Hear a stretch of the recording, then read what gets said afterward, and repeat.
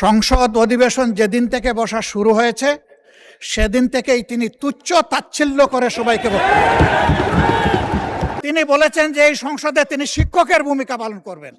আমরা তার ছাত্র হওয়ার জন্য এখানে আসি নাই। মাননীয় স্পিকার, বক্তব্য কি আপনি দিবেন না আমি দেব?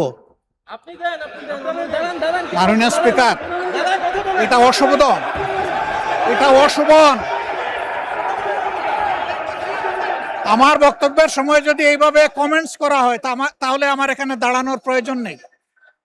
বলেন মাননীয় বিরোধী দল নেতা, বলুন আপনার বক্তব্য বলুন। আপনি মাননীয় স্পিকার, আমি সম্মানিত সংসদ সদস্য এবং স্বরাষ্ট্র মন্ত্রীর প্রতি সম্মান রেখে বলতে চাই, আজকে নতুন করে তিনি এই শব্দগুলো উচ্চারণ করেন নাই। সংসদ অধিবেশন যেদিন থেকে বসা শুরু হয়েছে সেদিন থেকেই তিনি তুচ্ছ তাচ্ছিল্য করে সবাইকে উনি নিজেকে কি মনে করেন আমি বুঝতে পারি না। এমনকি তিনি সেই দুঃসাহস এখানে দাঁড়িয়ে তিনি দেখিয়েছেন, তিনি বলেছেন যে এই সংসদে তিনি শিক্ষকের ভূমিকা পালন করবেন।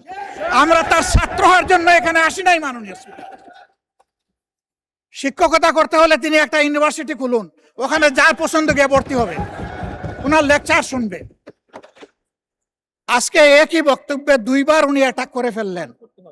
আমার সঙ্গীরা তো মনে করে, আমি নিজেও মনে করি যে এইটা কালচারাল না, এইটা পার্লামেন্টারিয়ান ফ্যাসিজম। এটা হওয়া উচিত না। উনি এই পল্টন আজকে নতুন করে বলেন নাই, হিট দিয়ে কথা বলেন নাই। আজকে আমি সুস্পষ্টভাবে দায়িত্ব নিয়ে বলছি, এই পার্লামেন্টের সৌন্দর্য বিধানের জন্য উনাকে দুঃখ প্রকাশ করতে হবে এবং উনার বক্তব্য সংসদের এই কার্যপ্রণালী থেকে এক্সপাঞ্জ করতে হবে। যদি এইটুকু করে আমরা বসবো, না হইলে এখানে বসা অপমান নিয়ে আমাদের এখানে বসার কোনো প্রশ্নই উঠে না। আপনাকে ধন্যবাদ।